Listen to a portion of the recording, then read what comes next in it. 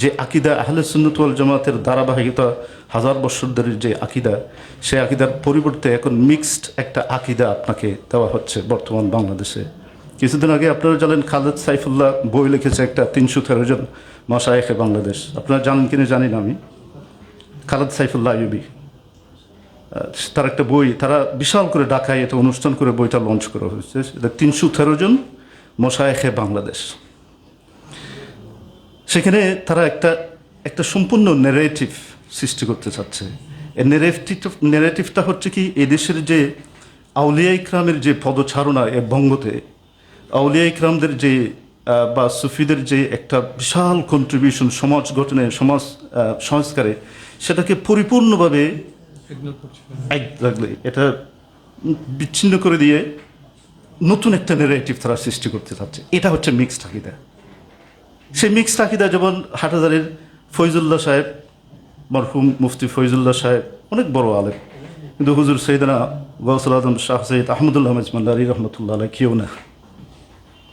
আপনার আমি একটা উদাহরণ দিচ্ছি। এটা এইভাবে তারা কিন্তু একটা যে আউলিয়া ইকরামের যে একটা ভূমিকা এই দেশের এই বঙ্গতে ইসলামের, সেটাকে সম্পূর্ণভাবে তারা একেবারে বিচ্ছিন্ন করে দিতে চাচ্ছে, মুছে দিতে চাচ্ছে। তো এখন আপনি এবং আমি কি করব? একটা দিকটা হচ্ছে কি, আমরা করতে পারি যে কি, সো হোয়াট, ডাজন্ট ম্যাটার। এটা হচ্ছে ডিসমিসিভ অ্যাটিটিউড, ডিসমিস করে দিলাম, সমস্যা নেই, কী হলো। অথবা আমরা আল্লামা ফজল হক খায়রাবাদী রহমতুল্লাহ চিন্তায় ওই দৃষ্টিকোণ থেকে ব্যাপারটা দেখতে পারি। তাকবিয়াতুল ইমান ছোট একটা বই, আপনারা যারা পড়েছেন তারা জানেন, 100 পৃষ্ঠাও না, কিন্তু কেন উনি তাকবিয়াতুল ইমানের বিরুদ্ধে সারা ভারতবর্ষের 300 জন আলেম, মহা আলেমদেরকে একত্রিত করলেন? ওনার ফেরাসতের মাধ্যমে উনি দেখতে পারেন যে এটা একটা ফিতনা হবে। ঠিক সেটা ফিতনা আমরা আছি এখন বর্তমানে। তো আমাদের যে ব্যাটল গ্রাউন্ড যেটা বর্তমানে, এই ব্যাটল গ্রাউন্ডটা হচ্ছে জ্ঞানের ব্যাটল গ্রাউন্ড। সেখানে আমাদেরকে লড়তে হবে দক্ষতার সাথে এবং বুদ্ধির সাথে। আমাদের অনেক বুদ্ধি, জ্ঞান এগুলো দরকার আছে। আরেকজন ব্যক্তিকে আমি চুজ করেছি, সেটা আপনারা সবাই জানেন, শেখ জাহেদ আল কৌসরি রহমাহুল্লাহ তাআলা।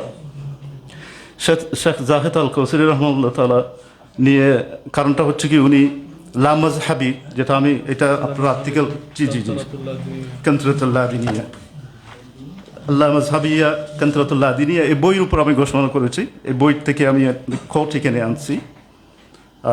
উনি খুব সুন্দরভাবে কথাগুলো বলেছেন। কিন্তু মজার ব্যাপারটা হচ্ছে কি, দেখুন কত বড় ফেরাসত ওনার ছিলেন।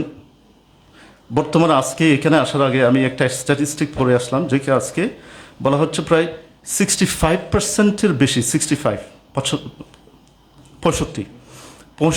থেকে বেশি 18 বছরের থেকে 30 বছরের যুবক সৌদি আরবে ধর্মকে না মেনে এলহাদ, মুলহেদিন হয়ে যাচ্ছে।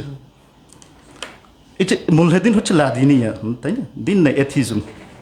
কারণ তারা ওয়াহাবিজমের প্রতি তাদের এত একটা ধারণা চলে আসছে, যার ফলে তারা এই যে লা মাজহাবির দিকে, এইটা থেকে লাদিনিয়ার দিকে ধাবিত হচ্ছে।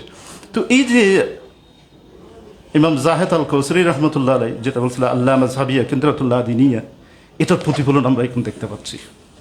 এটা শুধু সৌদি আরব না, সারা আরব বিশ্বে এই ধরনের দেখা যাচ্ছে, লাদিনিয়ার দিকে, এলহাদের দিকে ঢুকে যাচ্ছে। আপনারা জানেন হয়তো বা মোহাম্মদ আল কাসিমি, উনি 1957 সালে কি 58 সালে মৃত্যুবরণ করেছিলেন।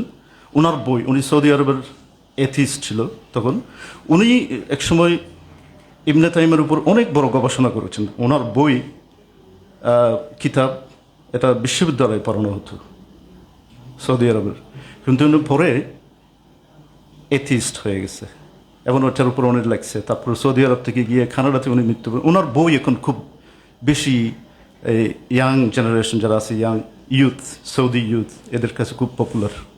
তাহলে এটা দেখতে পাচ্ছি আমরা লাদিনিয়াটা হচ্ছে, এটার একটা ধারাবাহিকতা আমাদের দেশে এখন আসতেছে, যে মাযহাব মানানো যাবে না।